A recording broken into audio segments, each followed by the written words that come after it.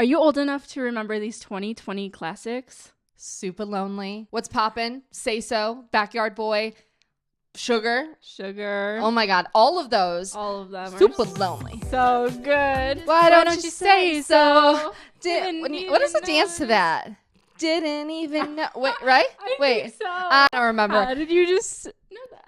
It's muscle memory at this point. Muscle memory. But we're going to dive into our albums and music from 2020 or like that era, I guess pandemic in general, like 2019 end of to like 2021-ish of all of the pandemic music that we think deserved better, that we think also maybe because of the pandemic was a little overshadowed. Okay, there were bigger fish to fry during that time. So I think that there were just like songs, music, albums, things from people that we really love. Would it have performed differently? Like, how would that era for those artists be? Yeah, it's so crazy to look back on all of them. There's such good music. I actually think that like 2020 is one of the best years for music. Yeah, when I was deep diving into this, I like all of my favorite albums that I still listen to are from 2020. That could be from a trauma bond though. It could be. So it's like, but they're that's always another in my question. playlist still. Yeah. Right. So many questions. Like, do we love these only because we were stuck with them there? No, that's not the case. I don't think so. I think that just a lot of my favorite people put out music maybe. Yeah. Too. And it's just really good music. Yeah. So we're going to dive into that. And I also feel like you kind of, when we're talking about this, we have to mention the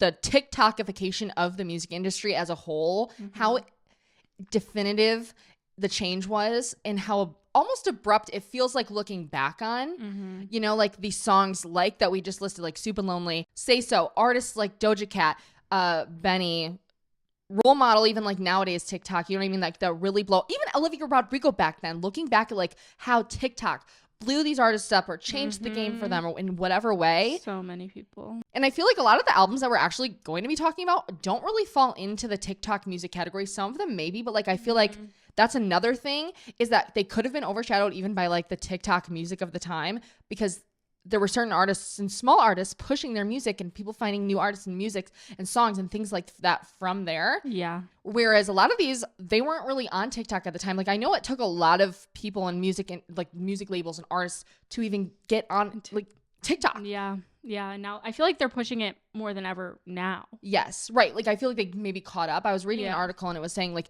it took the music industry by storm, like TikTok did, whereas they really had to like put all of their effort into trying to shift the way they do things into like the new world of music, because obviously they probably were just as shocked as everybody else and they didn't know how to do it. It was uncharted territory. Yeah, it's so true. And I feel like the whole genre of everything since TikTok with music, like what's really popular, like really blew up, all of the pop music and like electronic style, pop, like hyper pop. I feel like it just really, oh my God, like TikTok like really ate that up. 2 times speed songs, right? Fast, like that was like an era. Like I still feel like it still is now. Yeah, but like that was the 2K speed, right? Like of Lana Del Rey, even like literally though. Yeah, and again, it just so happens to all fall under that same time frame umbrella of 2020 and TikTok and things like that. But like, because when COVID started in March of 2020, obviously took the world by storm. We were all a little bit shook, but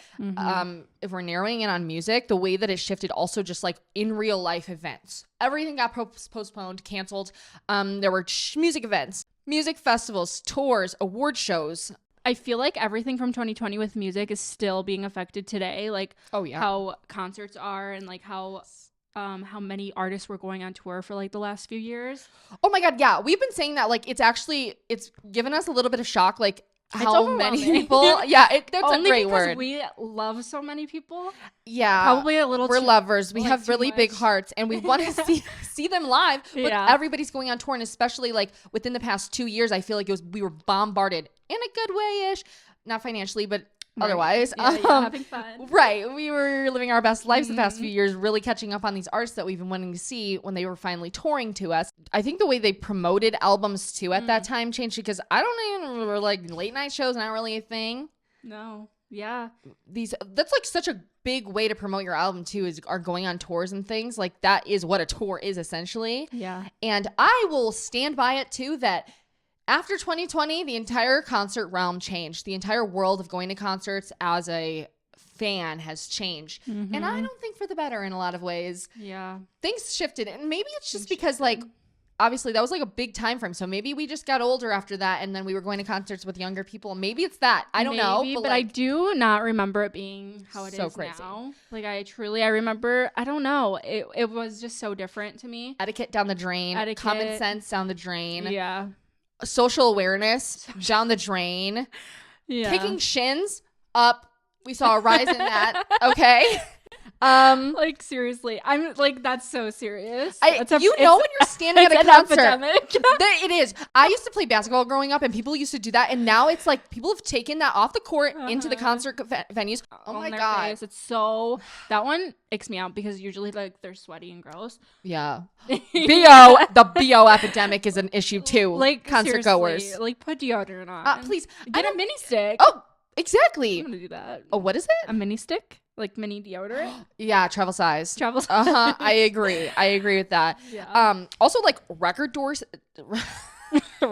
store day, which would have seen the release of several reissues and exclusive material, was also rescheduled from April 18th to June 20th in 2020. So like even things like that like promote your album for people to buy it because they get, or like a new version or different things of that artist. A lot of artists push their vinyls, and that vinyl production, everything, like merch, things like that halted. Yeah.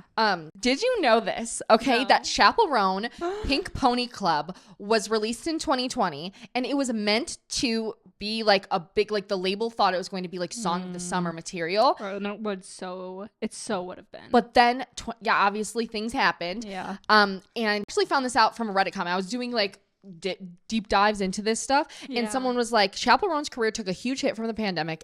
Atlantic Records wanted Pink Pony Club to be the hit of the summer, but everyone was locked at home and clubs were closed, so obviously didn't perform as well as the record labels were hoping. Then because of that, Atlantic Records subsequently dropped her and stopped production on her album. So then she moved back home to Missouri. So that really shifted like all of her. I didn't watch her like little documentary. I'm sure she probably went over this in it. I don't think I understood either. But like, also, that's another thing with a lot of like her. It must have been her. She had one, like a docuseries, a documentary kind of thing. And CHARLI XCX had one for her album that she put out in 2020. Right. For the I don't know what it's called. I'm Feeling Now. Yeah. Anyways, for that album, she put out a little docuseries too, and I've never known about it. Yeah, seriously, I just like things were just lost. Right, lost media. Lost media. And it's hard for us to lose media. Okay, we are online. Like it was crazy. That's so no. Especially CHARLI. Like we were in depth with there. Like, so I don't know. Like, wow, summer of Pink Pony Club would have been amazing. I know, and like for real, like it makes sense that it. Like I think nowadays it probably it's better for her because everything all at once. I can't imagine not having her blow up right now. Right, everything happens for a reason. Yeah. But it is crazy because I mean that's a far gap that she had to wait and sit, like, you know what I mean? Obviously her life changed, switched record deals, whatever. And Atlantic Records refused to even just release the song for a year before they relented. Wow. That's what I find so fascinating. That's insane. Because they believed in it. They just, I don't know. I don't know how record label things work like that, but. I don't either. I always want to know though, because so many artists, like, besides the point, a lot of artists that I know on TikTok even, like, it will go viral and a year later they'll put it out. Yes. Which is still insane to me. Yeah. Right. And then there are also albums that like you mentioned, CHARLI XCX, How I'm Feeling Now, and Folklore and Evermore, that would not exist without the context of the pandemic. Like, you know what I mean? They were born, they literally were born. Because of her. Because of her. I don't know if we should call. I don't know if that. I don't know.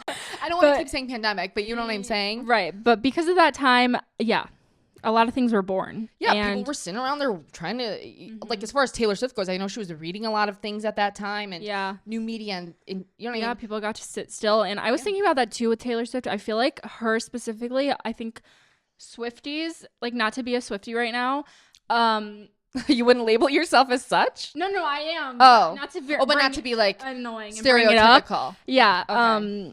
I feel like people don't like that sometimes, but anyways, it doesn't really matter. I get you. Yeah.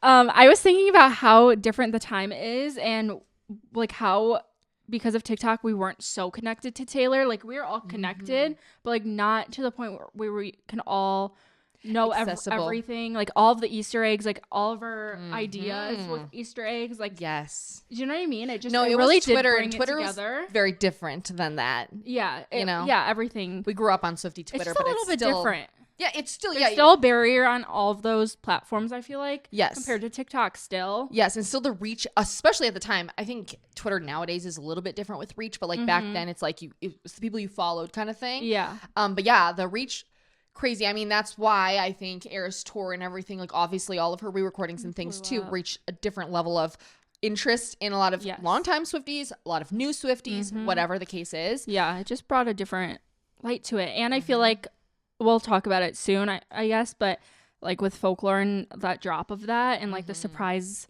aspect of it, like I feel like that really connected our bond to Swifties and Taylor. Yeah, because if you think about it too, like Lover had come out 2019, like literally right before. She was planning Loverfest. She was in the media because she wasn't coming here.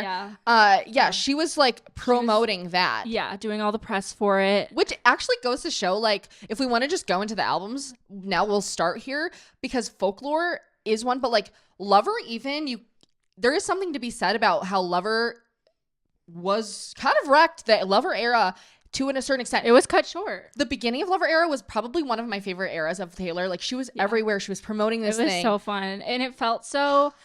It was like like really famous era of hers, like right now, like her fame on the cusp. Yeah, she was like everywhere that she hasn't been doing. Yes, now, no, for like, sure.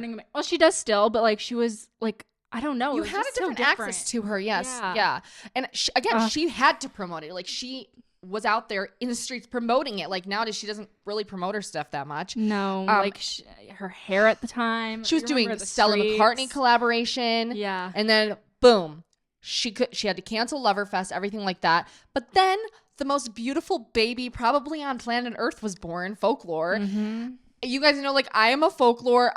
Should I keep saying Folklorian? Like, I kind of like that. Definitely. Like Librarian, which are so cute. So good. Folklorian, like, I just, it gave you something me as a Swiftie that I didn't know that, first of all, she had in her, but second of all, that I needed from her personally. I agree. I think that album just changed so many people, like artists too, of like the way they look at music and the way they write and the way they have fun with it. For sure. I think, in my opinion, I just feel like it was kind of like a cultural reset in my opinion of like how we can fantasize and we can make things up and we can have love triangles and be in a forest, because why wouldn't we? Exactly.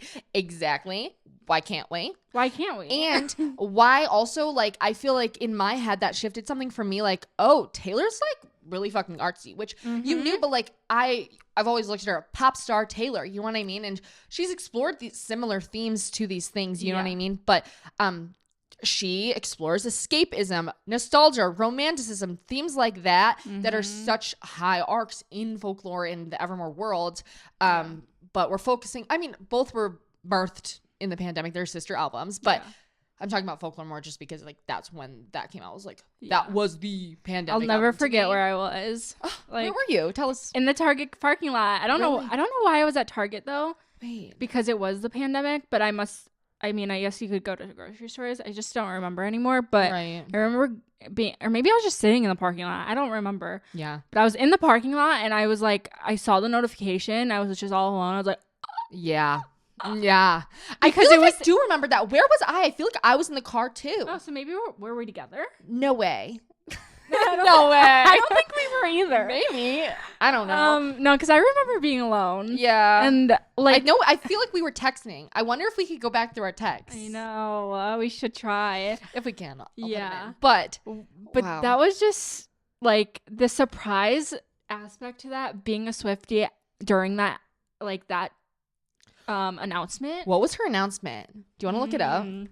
Okay, wait. Giving me chills. Okay. So she posted on Twitter, which probably everywhere. Surprise! Tonight at midnight, I'll be releasing my 8th studio album, Folklore, an entire brand new album of songs I've poured all of my whims, dreams, fears, and musings into. Pre-order at taylorswift.com. Why am I crying? Like, I actually that's how I feel. I'm like pounding. I'm not even hormonal. Pounding. No, that's crazy. It's like, and then she put out this blurb, I guess, with it. Oh wait, I remember this. So she says, most of the things I had planned this summer didn't end up happening, but there's something I had planned on that did happen. And that is my 8th studio album, Folklore. Surprise! Tonight at midnight, I'll be releasing my entire brand new album of songs I poured all of my whims, dreams, fears, and musings into. I wrote and recorded this in isolation, but got to collaborate with some musical heroes of mine. Aaron Dessner, who's co-written or produced 11 of the 16 songs. Bon Iver. Sorry, I always say Bon Iver. It's okay. It sounds better. You're going to have to accept it. Yeah. Everyone. Listen, I say Bon Iver, and I think I sound try hard, so go on. I just don't have it in me. Yeah. Who co-wrote and it was kind enough to sing on this with me. William Bowery, who co-wrote this with me. That's crazy that she announced it in that. Yeah. And Jack Antonoff, who is basically musical family at this point. And then everyone it was engineered by. My gut is telling me that if you make something you love, you shouldn't put it out into the world. That's the side of uncertainty I can't get on board with. Love you guys so much. Wow. That's crazy. Like shaking chills. That's crazy. Like, because also if you think about it, like this was her and Aaron Dessner's like, you know what I'm saying? Like this was their baby. Yeah. Like, they were at Long Pond Studio. They were. But think about everything that they've worked on since then that maybe would not have happened. Like this relationship would not maybe have happened if Folklore never happened. All of it, yes. You know what I'm saying? Yes. Like, and the way that he shifted, I think, a lot of Taylor's songwriting and producing in general, and opened up a new world to it that I love. And even more, like all of the Gracie stuff, the Sabrina stuff that's come along, like everyone they've collaborated with through, networked through, for sure, because of their duo, right.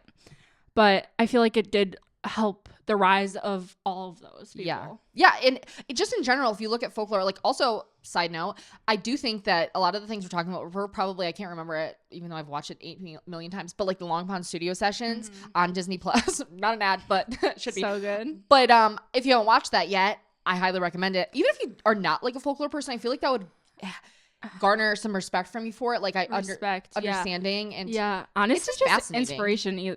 Like if you're an artsy hoe. Yeah, exactly. Like and this was her first album too, where you got to see a different side of her songwriting and things from her, whereas it's like not autobiographical.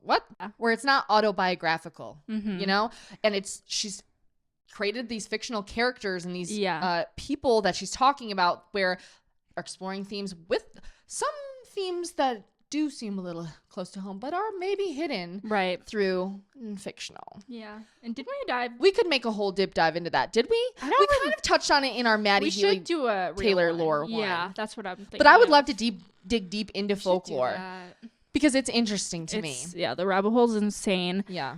Evermore too, if we want to get into it, I like that's my one of my all-time favorites and Evermorean? Yes. Wow. Okay. That album is everything to me. It's so real, raw, beautiful, gorgeous. Yeah. And I don't know, like, the surprise of both of them, and like within like what was it, a 6-month span probably, was insane. Yeah, and I think that the shift also from Lover to both of those albums is crazy. Like Lover is so fucking pop girl anthem, like, and it was just so different. You know, to go to this indie folky like sound that again I didn't know I needed as a human. Like, not really opened my eyes. No, and I think it really helped Taylor. Like everyone see Taylor, maybe not like Swifties probably, but a lot of people to be like, oh, she can actually write about a lot of different things, or like with Folklore, right? Different respect, not just love songs, not just about boys she's in love with, whatever. Yeah. It's like, no, she can actually create fictional fantasy stories. Yeah, exactly. I agree. And it did receive widespread critical acclaim, which I didn't remember at the time. Like, I couldn't remember if it was like like if it were like I couldn't remember if it was like accepted on like a critic level. Do you know what I'm saying? Or if it was just like through fandom and more. I don't know. But because of its emotional weight, intricate lyricism, and some journalists commented that its introspective tone was timely for the pandemic and regarded its sound as a bold reinvention of Swift's artistry. That's exactly what I was trying to say. Like, it just was a reinvention. Right. And like in 2020 also, Rolling Stones included it in their 2023 revision of their 500 greatest albums of all time, and Folklore won Album of the Year at the 63rd Annual Grammy Awards, making Swift the first woman to win the honor 3 times. So then we know this year, she didn't win it this year. Yeah. We can't talk about that. Do you remember that Grammys though? That was the one they were all masked up. With her flower dress.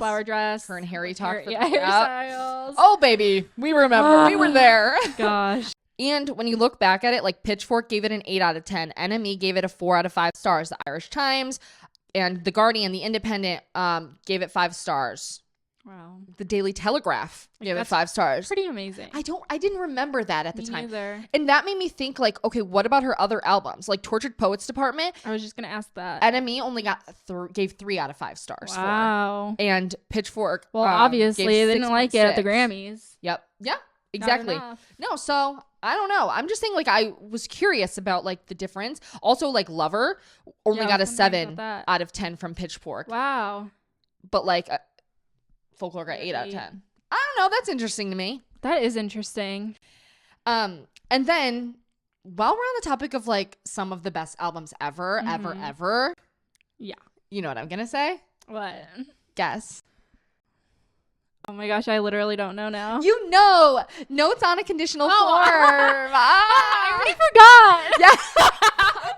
No, girl, I was deep diving so bad into this morning. This era was one of my favorite eras from the 1975. I die. But just because I did not know at the time, we've been 1975 fans since their debut. Like right? You too? I remember it so vividly. I remember everything. Like I was way too young. Well, I think I was like freshman high school. Yeah, you were. So I guess it wasn't. Rumor. Yeah. You know? Yeah. yeah. But I think like this album shifted also in a similar way to Folklore. I agree. But a completely different side of the spectrum. Way different. And this album is still timeless. A lot of these albums still, what I was saying earlier, are my favorites of all time. Yeah. And because they're so timeless, even if I didn't know them at the time, these albums, or I was like late to really listening and getting them or connecting with them, a lot of these albums grew over time and became that for me. Yes. Like, yeah, we'll get into it, but like a lot of them are that I don't even remember listening to then. Yeah. And I would actually even say like Notes on a Conditional Form, it was one of those albums for me too, where I liked it at the time, but like was not like understanding the obsession that I was going to have with it like within the coming years. Yeah. And I just remember the shift of this album for everyone in the 1975 fandom of being like, what are they doing? Yeah. Why are they doing this? Right. We want the old sound back because it was so like much more electronic dance housey electronic vibe. Yeah, and everything sounds so different on the album. Like when you're listening to it, it's just a very like genre. It spans genres, you know?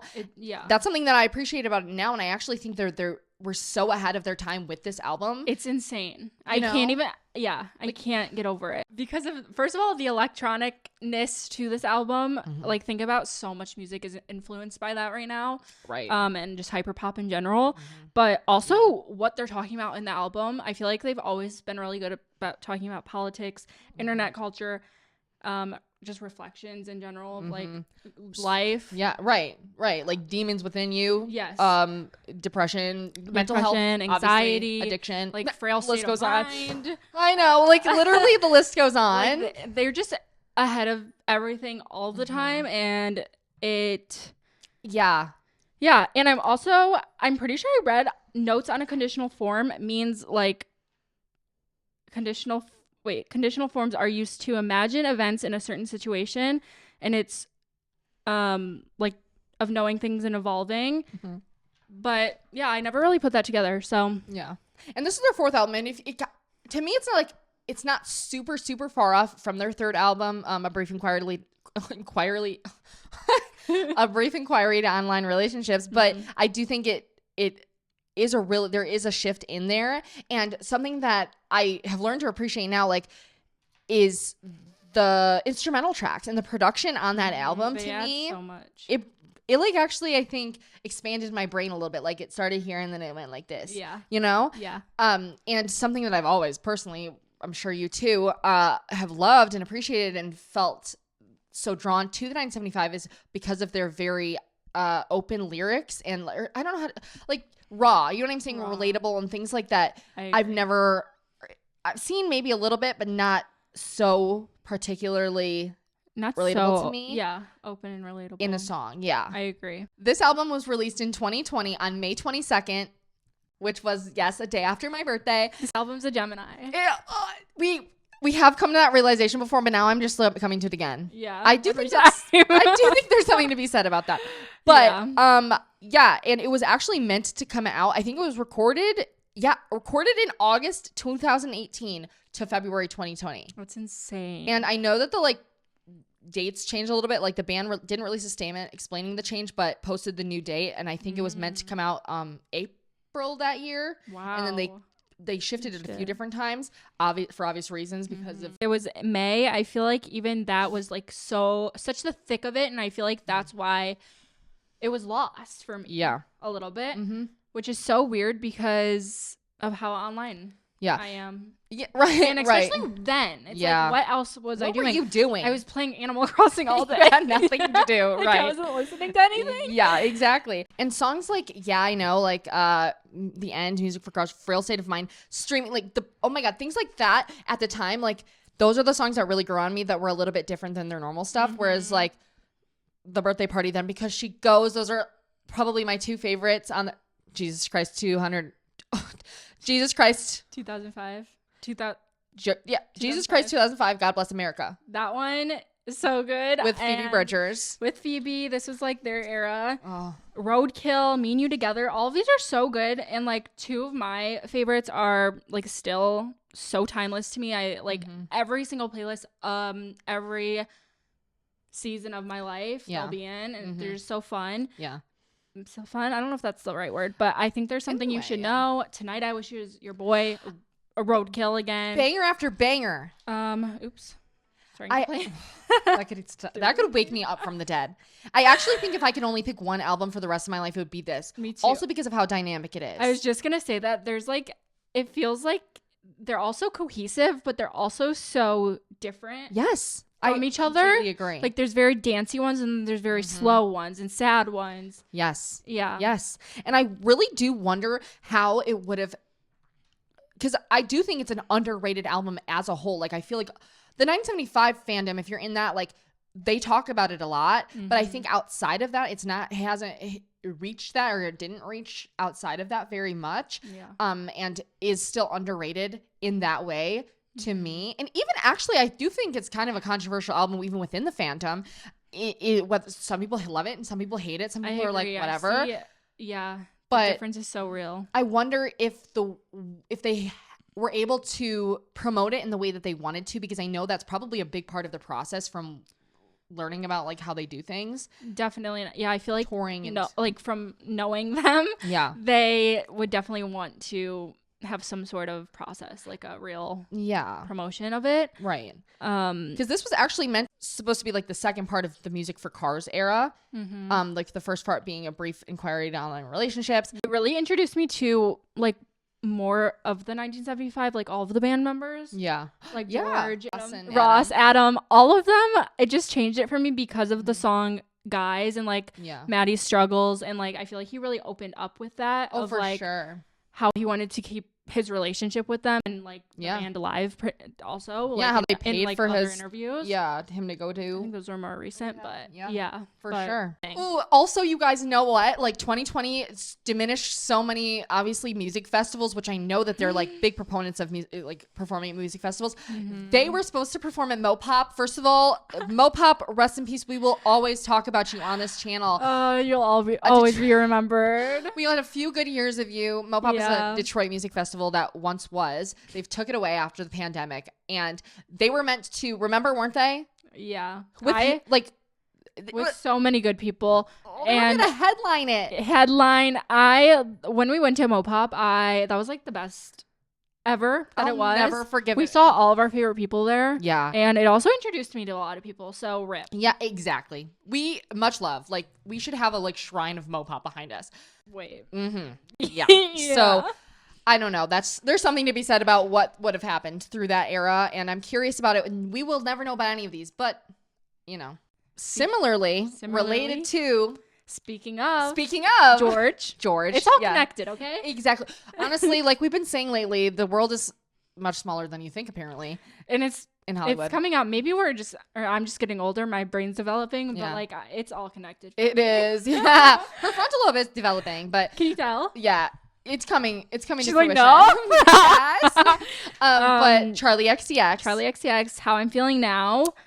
Oh my god. One of my favorite CHARLI albums for like so many reasons. Mm-hmm. But I feel like if you're a Brat fan, even like a new Brat or like a new CHARLI XCX fan through Brat era, this album to me is it's so intertwined with Brat era in a different way to me. Like it's so insane. I don't know how to describe it because there's such different eras, like Party Girl, but this one is like she's talking about like missing her Brat era almost, like you know what I'm saying, like wanting to go out. She like you know in Anthems, I think is what the song is like. Anthems, I want to go out with my friends, party all night, whatever it is, you know what I mean? Yeah, things like that. And so it's like they're kind of interconnected, but like it really showcases CHARLI's like if you look like if you just like you know how you like you pick on timelines, like if you don't look at the whole thing, you just pick random things. Yeah, this is a good one to see like how strong or long-winded the Brat kind of like sentiment has been for her.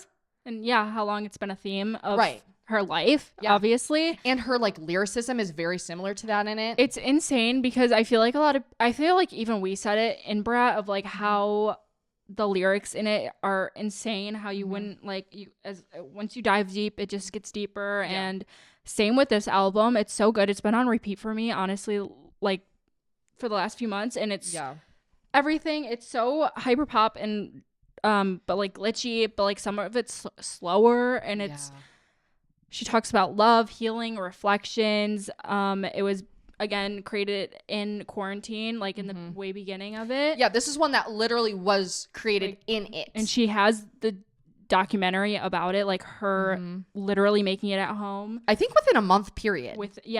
Right? I think so. It was really quick. Yeah. It was released a week earlier than Notes.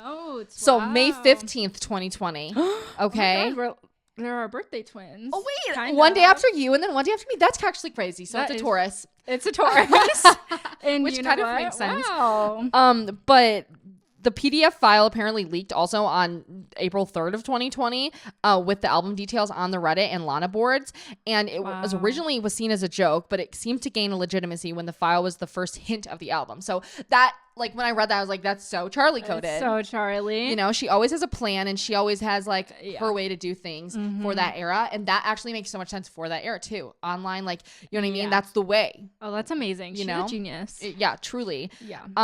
And then on the 5th of April, she blacked out everything on her socials. And then April 6th, CHARLI announced on a Zoom call with 1,000 fans and the album, How I'm Feeling Now. That's amazing. I know. She's so cool for that. I really do think so, too. That album is just so good. Everything about it. And it's so fun at the same time. Yeah. Everyone needs to listen to it if you haven't. Like, I know. I feel like it's so underrated. It's insane. Yeah. All of her albums are, in my opinion. Yeah. But...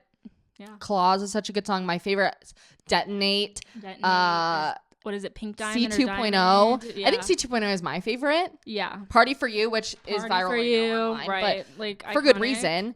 Anthems, so good. And when you really listen to lyrics, it's one of those like Brat where you're bumping it, you know, bumping it, bumping that. Yeah. But then you listen to lyrics and they're really like, you listen a little too intricate. closely. You're like, oh, yeah. Anyway, what were we saying? You know what? Wait, pop quiz. What album won Album of the Year in 2020? Oh my God. Which that would be for 2019 technically, but because I thought you said it earlier. It was Folklore, but that wouldn't make sense. Folklore. No, Folklore. Oh, so that would be 2021. Oh my God, who was it? Like Harry Styles. Close. Oh, Billie Eilish. Billie. When we all fall asleep, where do we go? was trying to remember what was in 2019. Yep. Honestly, I was gonna say this earlier. All albums and singles even from 2019, 2020, 2021. Mm-hmm. So good. Yeah. And wait, all of them. As we were researching these, I was like, you know what's funny is that LAUV has an album from 2020, which is actually on here. One of the inspirations for this video because I kept thinking about it. It's so good. And I'm like, I think that album deserved more credit. It was his debut album. It's so good. It's insane. And it's called How I'm Feeling. How I'm Feeling. That's why I brought it up just now. Yeah. But if you like listen to that, even Jamie likes it. And at that time, I feel like we didn't have like a similar, we still did, but like you were like exploring Phoebe Bridgers and Gracie Abrams era. For sure. And I was exploring LAUV. LAUV, Lainey, and Why Don't We? Which we'll get into. Drugs in the Internet, Fuck I'm Lonely, Lonely Eyes, Sims, Billy, Feelings. This album, oh yeah, Julia. Tattoos they were dating at the together. time. They were, and then they broke up, and then he wrote a song called Julia. That was another thing. That was my Julia Michaels era, and I was so fucking mad when they broke up. And they were so cute, though. They were a and cute it was juicy couple. Drama, yeah. Right. Oh my God. Yeah. Literally all of them. Mean It. Bangers. With Lainey. That was which Lainey we don't era. Lainey to not be talked about on this channel. But I know. Okay, that's the funny part is when I was researching, I was like, yeah, Lainey did have that album from 2020, but I'm not including it. We aren't going into detail about Lainey anymore. But it's not even for what you think. No. That's the worst part. Literally. Tattoos together. Ooh, something to remember. Billy woke up in a Tesla at 23. Is that I don't know the lyrics, but so good. That album, like, to me, I could fall asleep to. In a good way. Like, not like because it's boring, but because it's soothing to me. It's a nice album. Anyway. Speaking of Phoebe Bridgers, Punisher came out in 2020. Big day for really sad people. Yeah. I actually just read something the other day. And it was like, does sad music actually make you depressed? And it was like a study of when people stopped listening to sad music as much, they were happier. It's true. I know Unfortunately, that's why I listen to a lot of hyperpop lately. Yeah, all of a sudden, she's feeling her best too. No, it really is so true because I have to spare myself. Yeah. As much as I love it, I can't do it all day, every day. Right. In doses, of course. Yeah. Let's see. But like, what? Kyoto was a single, was it not? I think it was the second single off of it. I believe so. Yeah, there's Kyoto, Garden Song, Punisher, Chinese Song was Satellite. The single, no? Yeah, I think so. Original single? Yeah. I See You, Moon Song, Savior Complex.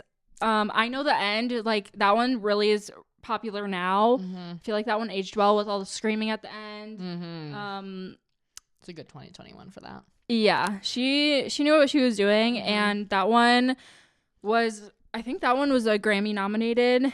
Okay. Also, yeah, which is interesting. Very. And I feel like that album just gained a lot of popularity. Like, over the years.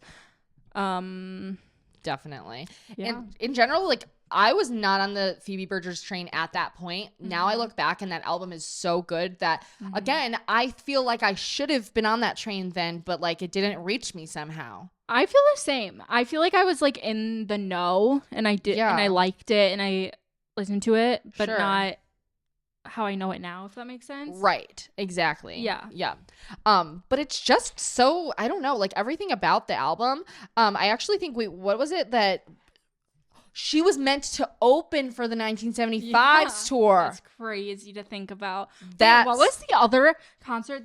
The Five Sauce and who? Wait, Five Sauce and Who was it? And Camino. The band Camino. That's who it was. Yeah, I knew it was someone. And we were so excited for that. And it got canceled. And postponed like forever. Yeah, I actually think the band Camino's album is from 2020, and that like their album. I missed that one. That's the one. Or no, it was 2019 maybe. Oh. They had Crying Over You in 2020. Yeah, that was like 2019 Try Hard. See, that was one of the ones in 2019. Like a lot of them are. Yeah, because it was in August, so I think I still think it was overshadowed. I agree. A lot of those were. So they just didn't Yeah, they just didn't get their time. No, exactly. Anyway, going back to Phoebe, like Kyoto, like these songs that are so timeless and also get better with age. And I think sometimes like when you go back, like even if I'm talking about like the LAUV album, I'm listening to it, like I still love it for what it is, and especially at that time. But like I do think it aged maybe like not as well as some other albums in this, like the production, like to me at least through my ears. I agree. Whereas things like Punisher only get better every time I listen to them. And as you like, I think really growing up and like she talks about a lot of loneliness and like self-destruction. Yes. And self-destruction, and I know she talks about death on it, and like there just are heavy topics. Yeah. And she's obviously has like the most beautiful voice ever. And yeah. And I think she shifted that album specifically, and her shifted music culture as a whole, like inspired, and I say that meaning like inspired new generations of artists in different ways, even inspired old generations of artists. Like Taylor Swift, I think, takes a lot of inspiration from Phoebe Bridgers. They transcend everything. Yeah. And anyway, anything else on it? No. Yeah, see, that one debuted at number 43 on Billboard 200. Okay, see, that like that's what I'm saying is, whereas I feel like if it were to come out now, obviously as who Phoebe is now, right, much higher. I wonder how that would work. I feel like is a good place, maybe. Yeah. I don't know much about charting, but I do think that it's interesting to know, though. I'd be happy with it. I think she was happy with it. I'm sure that was her first actual album. No, she had EPs and stuff, or no? I don't remember. I thought it was her debut, but I don't know. You know what else came out in 2020? Normal People. I was thinking that this whole time of like that's why us just every episode itching to not say the freaking phrase normal people. I almost did it earlier. I almost said it like how in 2020 the 2020 and like I was thinking about their Twitter. We were just talking about that in a different video.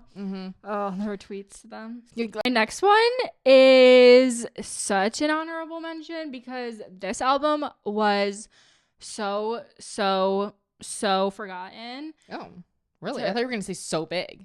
No, like I don't think it is so underhyped or underrated.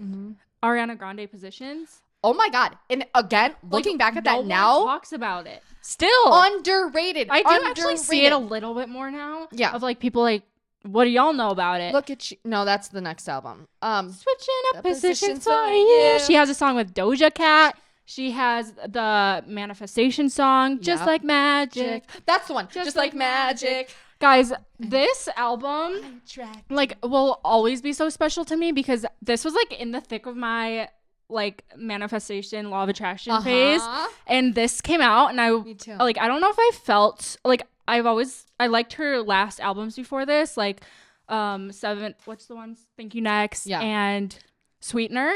Those are still some of my favorites, but this one really connected me to her as a person. Ooh, you're a fellow woo-woo. Right. Like once you don't get a lot of those. No, because once you find one, you cannot let it go. Like you get me. And same with actually Janae Aiko. She was one of my favorites at this time too. She had an album in 2020. That's an honorable mention. Okay. Yeah. I totally agree. And it's like, it's hard to say like with someone of the stature of Ariana Grande, but it's true. It's as an artist. It's so weirdly true. It's it's actually mind-boggling. Yeah. I fully because agree. She was so big at this time too. So I don't know why or what. People just didn't. I wonder if it was the pandemic. But it is different for her. It's very like smooth R&B pop. Yeah. Maybe that's why. Like sultry. Yeah. But I don't know. It was so good. So good. You know what also was so good though from 2020? Haim's album. I put that on here too. Girl, what is it? Women in Music Part 3? Yes. Haim is one of my favorite bands. I was actually listening to this album right next to you at the gym this week on Monday, and I was listening through the entirety of it, and I was just like, and then I looked at the date. I was like, oh my god, it came out in 2020. Yeah. And then I started thinking about 2020 naturally, but I was like, this album to me is also so underrated. I think critically it was pretty acclaimed. Like I thought it was nominated for Grammys. I'm pretty sure it was. Right? Nominated for Album of the Year. So I don't think it won. So that's a big nomination. I also feel like it really is. That's for an crazy. alternative band. Yeah. And they had the Taylor Swift feature on this one, which was like so iconic. Pretty Please. Like remember when they came out with their leather outfits together on stage? Well, baby, I remember. Yeah. That album though is just like so good. I know alone like nobody else does. Like the lyrics on that are so good, and I also feel like if you like a almost old rock kind of like retro, they do it in a modern way and by women, and they're just fucking amazing. I love them. And so love a sister. Yeah, we love a sister trio. I was gonna say duo, but I don't know if this one's underrated, but it was for me, I think. Okay. And that's Dominic Fike, What Could Possibly Go Wrong. I had that too, and I was like, oh wait, I didn't realize that that's from 2020. I didn't know one of my either. favorites. Me too. I didn't know it until a few days ago because I was late to that one. Yeah. For sure. Yeah. 100%. Politics and violence. Like, oh my God, all of them, they just get better and better as time goes on. And honestly, this album really made me like Dominic Fike when I found it. Yep, me too. I think it's my intro to him. That and then The Kiss of Venus with Paul McCartney. One of my ultimate favorites. That's in my list of favorite songs to ever be created me ever. Too. Yeah. But I completely agree with that. Yeah. And wait, where is that? For dinner, chicken tenders. Why? Chicken tenders. Do you ever want I had a really, really big phase with chicken tenders song last summer. Yeah. I think it was like my number one song all summer. Yeah. Okay, I like that. That's a good one though for summer. Also, Double Negative. Those Double to Negative. me are, why? You ever wonder why? That album is like also one that can go through every season with me. I was gonna say that. Yes. It melts. Yes. You know. So crazy. It's like they're like so summery hot, windows down, or like nighttime vibe, freezing cold out. Yes. I agree. So I do think it's underrated. I think that's one of them that did well for him in his sphere. I definitely think. However, I think it's just kind of like, because was that before Euphoria that he was in it? I think so. I think it was right before, maybe. Because I think like after Euphoria is when he really. I thought Euphoria came out 2020. Okay. Like so maybe in January. So maybe it was right after. Right. I don't know. That to me is just like, again, one of the defining albums of that era to me. Me too. The Neighborhood, Chip Chromes, and the Monotones. I didn't know that came out in 2020. That's the one with like these songs, right? Yes. Like that's like him. Pretty Boy. No. Pretty Boy. Right. What else is on that one? That's another album that I think defines I don't know how to say this, but it just like it's just a really fucking good album. It's that I think is really good album. I actually am sick over it. This was like the Devin Lee Carlson era of him of her and Jesse, and he was like in all of her vlogs, and I was so down bad. Did you know that they like amicably broke up? Like I didn't know that. And they're just friendly, whatever, and they just were like, okay, happy, like it's no mutual animosity or something. And pardon? I was like, I thought he cheated. No, that's crazy to me. This has Stargazing on it. The best song ever. The best. Pretty Boy, Lost in Translation, Cherry Flavored. Cherry Flavored has been like one of my favorites of all time. Yeah, Jamie introduced me to this album fully. My God. Yeah. I die. It's a really good album. And this, honestly, I think this was when Sweater Weather was like trending again. Like, because of TikTok, maybe, but like I just remember it being like he was a thing. Yeah. I just think in general, like, that album did deserve more. Whatever it got, even if it were like, that's one of those albums I don't know how recognized it got, but it deserves more. Like Folklore, I will always say, like, I don't care if it was number 1 on fucking everything, 5-star at everything. It's like those things. I agree. Yeah. Another really good one is an EP. Actually, I don't know if we're including EPs, but I'm including it. But Minor by Gracie Abrams came out. And this is just a really good one. What is it, that song? I'm minorly certain. Yes. It's not your fault. Right? I see the look. Wait, that's the other one. What's 21? You know, I missed your 21st birthday. Open up alone. Yeah, that's a good one too. That's a really good one. It's very OG whispery Gracie. Yeah, like the whisper. Did you hear she regrets all of Best? Girl, that's crazy. What? That's crazy because I was listening to it, I'm crazy. like, I don't know how you would. The lyrics are really good on that song. It's really good. Maybe she just like felt maybe it's the bad. person about it. Right. I don't There's know. more to it. We don't know everything, you guys. Yeah. On different end of the spectrum, Scaled and Icy by 21 Pilots. It's a complete different thing, in my opinion, for them. As a longtime 21 Pilots fan. What are the songs from that? Do I know them? Don't you shy away. Yeah, I like Manifest that a ceiling when you shy away. It's, to me, one of my favorite albums by them, but in a different way, because like, again, it's a standout album because it doesn't sound like the other ones to me. It's very like its own kind of realm to me. Yeah. And as I know that one also, like, when I look at people's opinions in the 21 Pilots fandom, they have mixed opinions, like Notes, kind of, where some people like it, but most of the time I see a lot of them don't really like it, which makes sense. Like, it is different, a little bit different than their normal sound. Yeah. I love it. Choker, Saturday. Some of my favorite songs are from this. I will say, yeah, you do listen to this one a lot, and it's like always, I know them through you. Yeah. But when I do hear them, they're really good and like, yeah, very fun. Yeah. See, exactly. Are they mostly upbeat? Mostly they are, like Mulberry Street. See, that one's a good one. Why didn't people like that? I don't know. Again, I think just because it's like definitely way more pop for them. Maybe that's. But not the vibe. I don't know. Yeah, and it was their first album in 3 years, first of all, at the time. And ahead of that, they also dropped standalone singles like Level of Concern, which is also one of my favorite songs by them. But Skilled and Icy was written and produced by frontman Tyler Joseph at his home studio, and Josh Jun engineered the drums remotely. And then through that, they kind of said like 11 of the songs explore feelings for many of us have during the past year: anxiety, loneliness, boredom, and doubt. And they were saying, like, on the pro side, I think we actually developed some rhythm and chemistry on using remote technology in a way that we might always use in the future. Well, I'm sure they have. Yeah. That's another thing to be said, like how these things were actually made, like tailored and things like that, where they're like calling and sending things where they're not in the same room as these people. Yeah. It creates different things. I will say, I sent you about it earlier, how all of these, when I was writing like themes of every album, a lot of them do seem to be around loneliness and like identity and all like just sad themes like that, and isolation. And all of these are those themes. And maybe that's why I like them so much. And I actually But that's something to say, because... And if it took a pandemic to get that out of these people, you know what I mean? It's only gotten better. Yeah. Like, from them. Those things are always...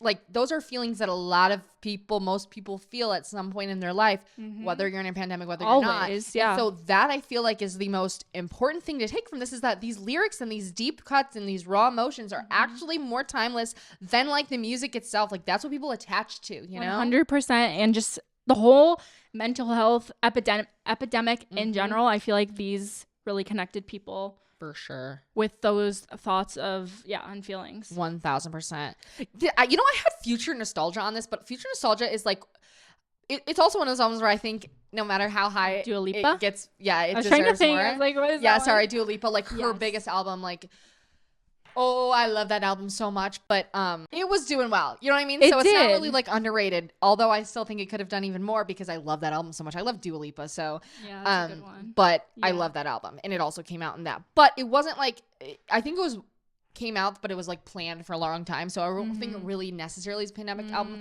However, I do think it was probably stunted even just a little bit, or changed slightly, however, because of 2020. Probably, yeah. So, Rina Sawayama. Do I know that one? Definitely Sawayama. That's the album, and you know, at least.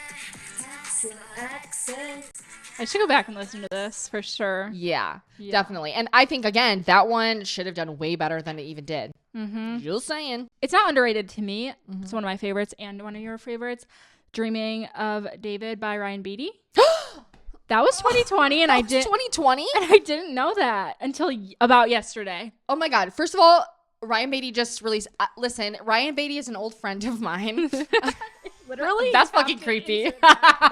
Insert picture now. But like, I've literally been a Ryan Beatty fan since the beginning and through all of his eras. And so to see first of all him win his Grammy for like the work he did on Beyonce's album is fucking top tier to me. So cool. Just had to shout that out. Second of all, that album changed my life in so many ways. Me Different too. than Calico did. Calico, I'm just gonna fucking include this. That came out like 2 years ago, but that I'm gonna say it's underrated, the most underrated album maybe of all time. Yeah. But Dreaming of David, this album, no, because Evergreen is one of my forever all time favorite songs. Casino, it will never get old. Me too. Same. Yeah, Backseat, Brother, Dreaming of David, Shimmer, all of them. Beautiful. And that was when he was working with Brockhampton, I think it was a lot. So it's so divine, and it's so perfectly polished, and in a non-polished way. Like, I don't know how to describe it. It's just so perfect. It is so perfect, and it's so dreamy. That's a great one. I didn't even know that came out in 2020. I know. That to me feels like ages ago because of just like that's like nostalgic to me. Yes. You know? Yeah. Also on a different end of the spectrum, but some of my friends too from Why Don't We? They have an album. I don't know if it came out in 2020 or 2021. I think technically 2021, but obviously we're still in the pandemic at that point. But I do think that album should have done 10 times better than it did, maybe even 100 times better. The good times and the bad. Listen, this was when I was like, oh my God, I just love Why Don't We? Yes. Caught in a moment, not even thinking See, twice. I like them at this point because I knew the Beauty Chickie lore. Yeah, Beauty Chickie. Whoop.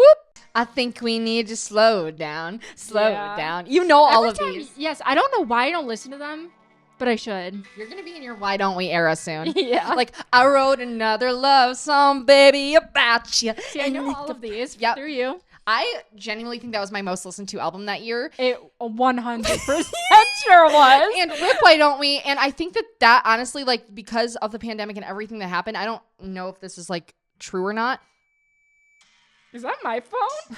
I was like, who the fuck's infiltrating our shit right now? That literally scared me bad. I'm literally saying that's crazy. Oh no, sorry. But no, I think that was one of the probably reasons they had to break up due to like their management and things like that. It's a really fucking sad story, especially for like our someone like you. Yeah.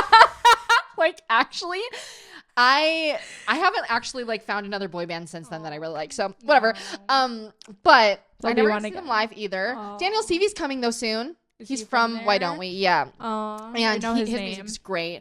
Anyway. Well, you have to go. That album, I think, should have done so much better. And I think maybe if they were able to promote it a different way or obviously have different management, whatever the circumstances maybe were. Maybe if they had TikTok. Maybe that too. I don't think that they were that like. I think they would have blown up. They were doing a different thing. I think like if they went to the Hype House. Oh, you're so right. They would have done wonders. You're so right. That album to me is everything. Anyway.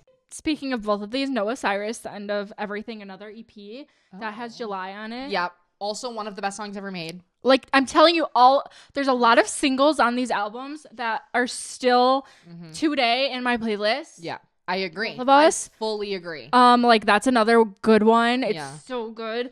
So folky and sad. Yeah. And depressing. But that album, or this EP, and her next upcoming album that, like, from this album, her next album from this album is kind of the same. Like it's very sad about growing up, but both of them, she's really good at just writing about feeling sad and alone and all of that. And speaking of, Miley Cyrus had an album too that year. Yes, she did. Midnight Sky. What's it called? Midnight Sky? No. Yeah, or was that a single? I don't remember. I can't remember. It's definitely but that album I think also is so underrated, and I think for a long time Miley finally has been getting her flowers. Yes. Get it?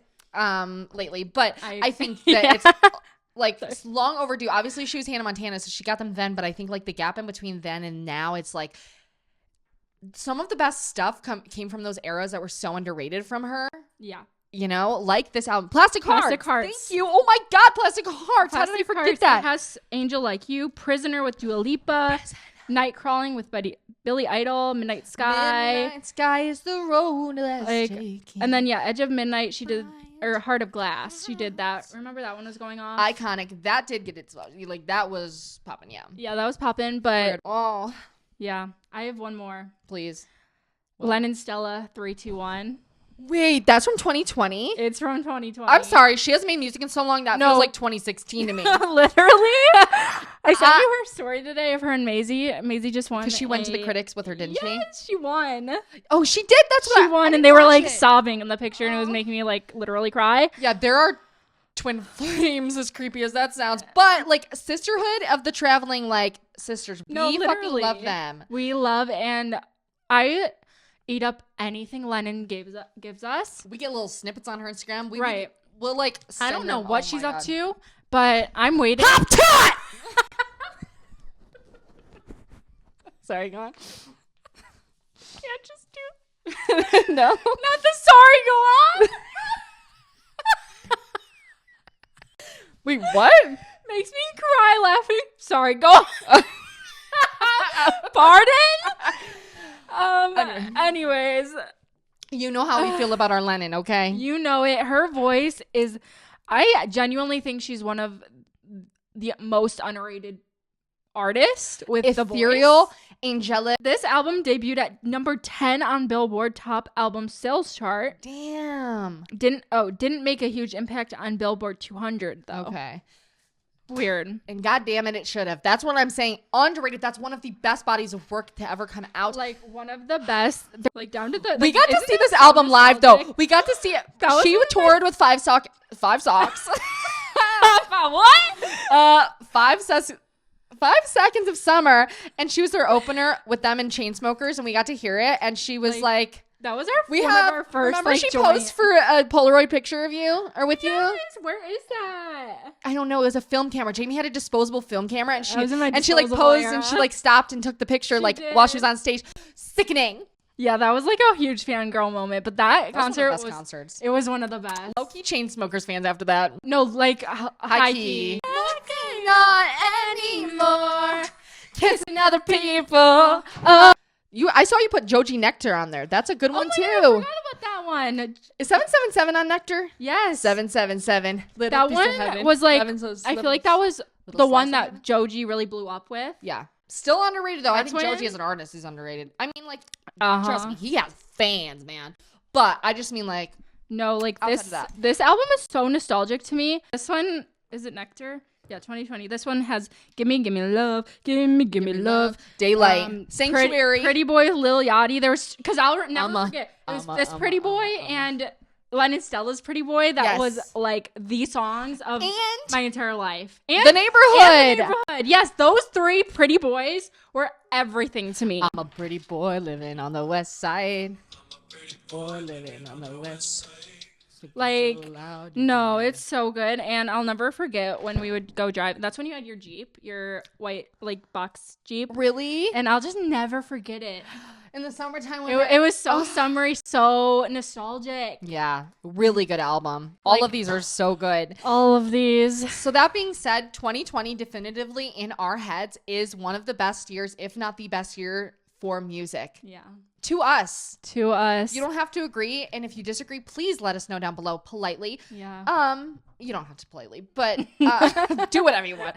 But also let us know what your favorite albums like, or is there like an year where you think is underrated for music, whether it's 2021, 2022, 2025, whatever it is. We would love to know that. Love to know. Because I'm curious. Me too. I know some of you guys have similar music tastes. Some of you have really different. And so I'd like to know. Also, what albums did we miss from 2020? I'm sure there are. I was just going to say that. Whether we've listened to them or not, I know there are albums that we love so much that we didn't realize were from 2020. Because there's just so many. As you can see, there were so many good ones. Yep. So, yeah. So good. And if you don't know these, listen to them. We'll make a playlist and put it down below as well. Fun. And thank you so much for watching. Make sure you're subscribed as well. If you like little videos like this, we have tons of ideas. Yes. Yeah. Anyway, we'll talk to you next time. Love you. Bye.